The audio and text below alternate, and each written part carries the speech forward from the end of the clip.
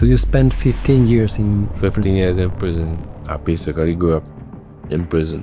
What inspired you to write such amazing pieces? You know the kind of words you write in here? Right now you are making me cry. What can we do to prevent crime in these communities and these households where perhaps they don't have many options? I think it's about creating real opportunities. We actually create a barbershop where we actually give persons the opportunity to learn a trade, to learn a free trade. Fast forward 11 years, what is Nicholas Khan doing now?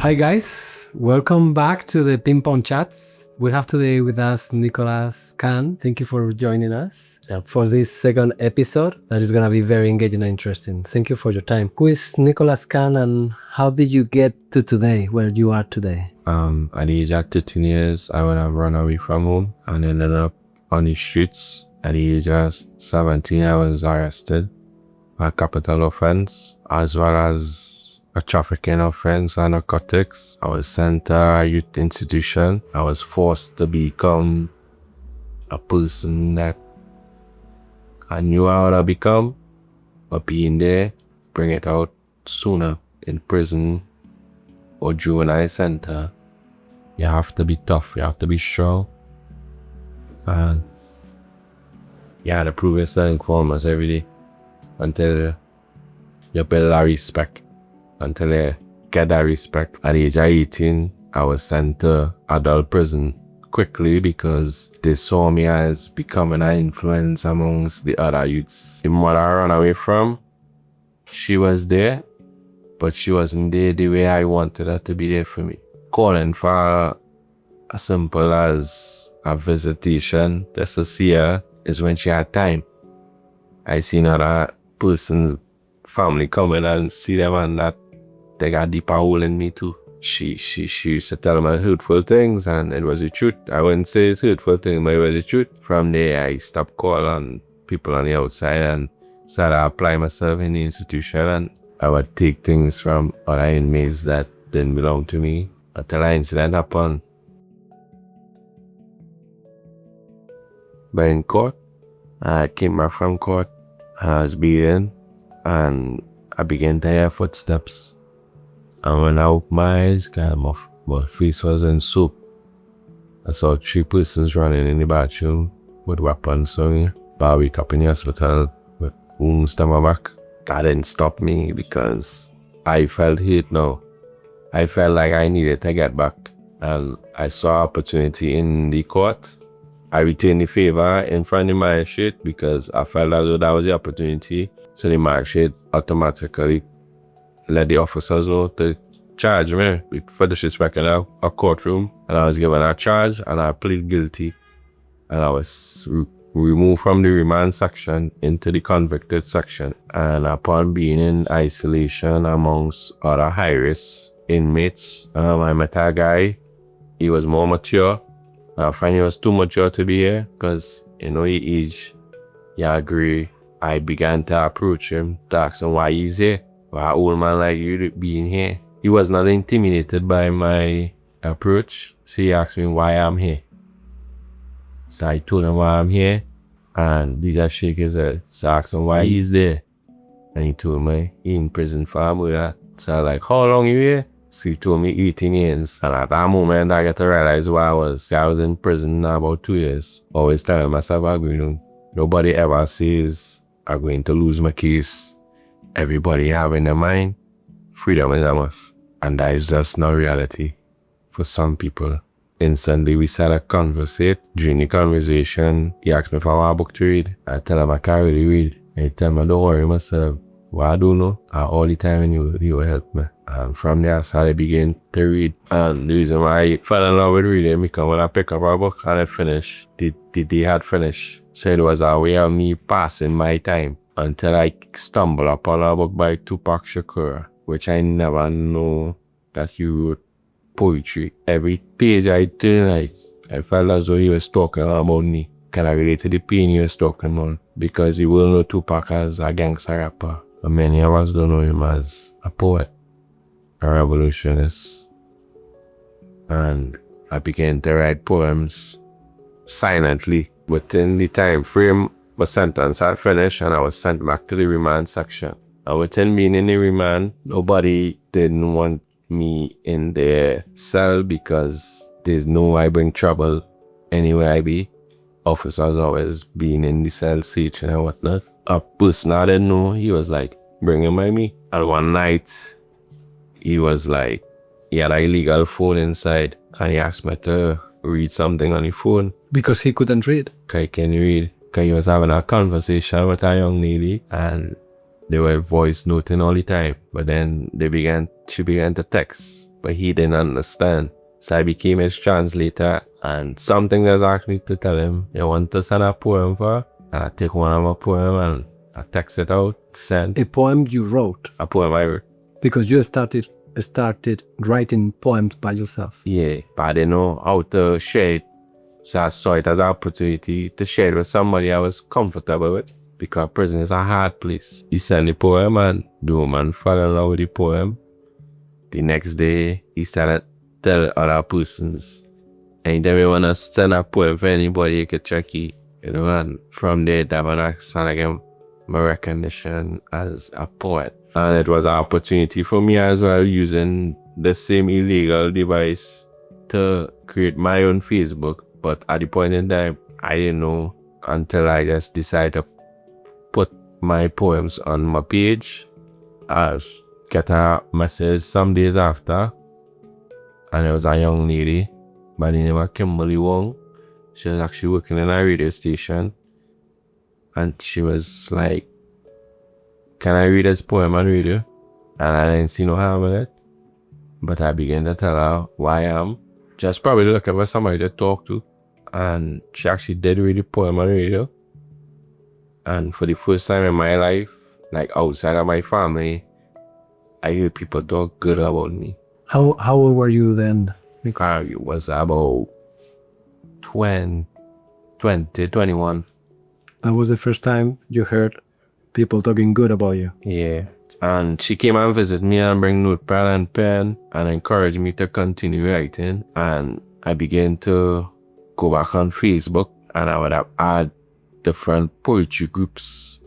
And each poetry groups, I would add persons who in that group and direct message them my poems. Couple days after, I would have checked back my messages and I got a message from a woman by the name of Paula Obe, and she was like, do we have more of this?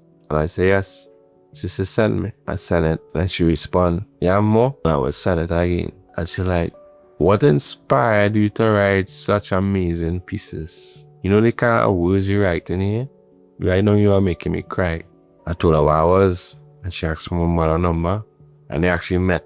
And when my mom received a message from me again, she was telling me that the lady asked for all the poems you're writing. My mom don't know nothing about no poems. So I asked, because she wanted to publish a book. Yeah. Well, how did it go? So what had transpired, I sent out my work. That book I gave my mother to give the lady made my mother felt a type of way because we never communicated when I ran away from home in terms of what had transpired, and the things I was writing about was things that was affecting me at that time, and it bring us closer. And when Paula received the scrapbook I had, she told us that she wanted to publish a book. This is my Christmas gift to you. I didn't know what else to say but say thanks. And I had got a guy who used to draw a lot in prison. His work never used to reach nowhere but inside he was. And I gave him an opportunity to create my book cover. A young man by the name of Miguel Keto. And we did that whole procedure, and within 3 months, she reached out to me again. I was like, go on Amazon, type in the name of your book. So my first book is titled Nichols Inc. And it was a moment for me to go on this platform and see my book selling for $8. I was really proud of myself that I did that. In terms of the role you play at the UN and working with persons of my culture, how can that become a collaborative effort? The first thing somebody will comment, because that's society now, everything is a comment. Why them boys are gonna look for a job? 85% could be more, could be 90% of persons in prisons are repeated offenders. When do this conviction come off of us? Because even though I'm doing all this work, people still look at me without any strings attached or who know who, and I genuinely apply for a job. And most jobs, companies ask for a certificate of character. You tell me no. But I done save my time. I done rehabilitate myself. I'm ready. But you still say no. What we do as UN is two things. One is bring best practices, because as you said, we have the global perspective. So why don't we learn from other positive, successful exercises, initiatives, and bring them to Trinidad and Tobago? That's one. Two is having this conversation with champions, people that are ready to break the mold. I don't know if you say that in English, to try a new thing. And in this country, I have met few people that are ready to make a bold step towards reintegration, towards equality, towards sustainable development. Let's work with those champions that work in the private sector and they're ready to, hey, I'm gonna take this risk. I'm gonna try to do something different. So let's have this agreement with perhaps the UNDP, perhaps some NGOs initiatives, so we help providing jobs to these people. You and I discussed, what if 10 companies in this country say, hey, I'm ready to give jobs to 2 people per year. 10 times 2 is 20 jobs per year for people like you and others that have served a sentence. They are ready for a fresh start. That's the kind of conversations we need to have. And I think after almost 3 years in Trinidad and Tobago, that there is this space. We just need to connect the dots. And you telling your experience, I think it's gonna help in that process. Fast forward 11 years, what is Nicholas Khan doing now? In 2023, 2023, 2024, 5. 2023 was the day I was released, January 14. So you spent 15 years in 15 years in prison at the age of 17. I came out of prison when I was 32 years of age. So I lost all my 20s in prison. I basically grew up in prison. When I was released from prison, a lot of promises was made upon my release, except for one person. A lady by the name of Dr. Bajra, and she came to Trinidad. The first time I met her was in 2017. Fast forward to 2023, she came to Trinidad because Custard was having a launch for a program for juvenile boys in YTC. So she told me, let's go. And upon being there, I was asked to share my experience. The president of the institution at the time asked me if I want that job. I told him yes. And he asked me if I want that scholarship.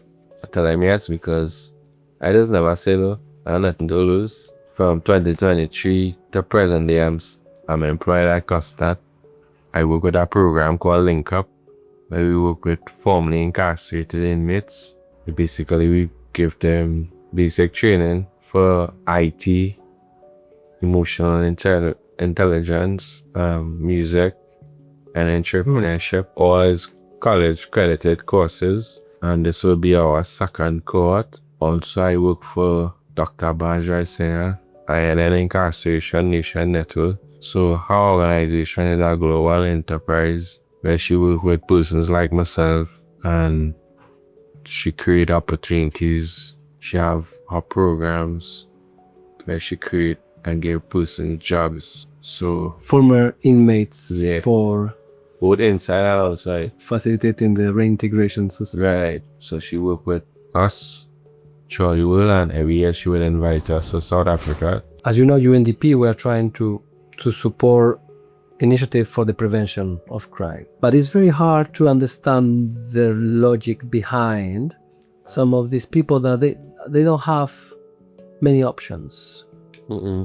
So what can we do to prevent crime in these communities and these households where perhaps they don't have the support? You talk a little bit about your mom. I think it's about creating real opportunities. One of our initiatives at INN, we actually create a barbershop where we actually give persons the opportunity to learn a trade, to learn a free trade. So I think is just giving them real opportunities rather than a curriculum.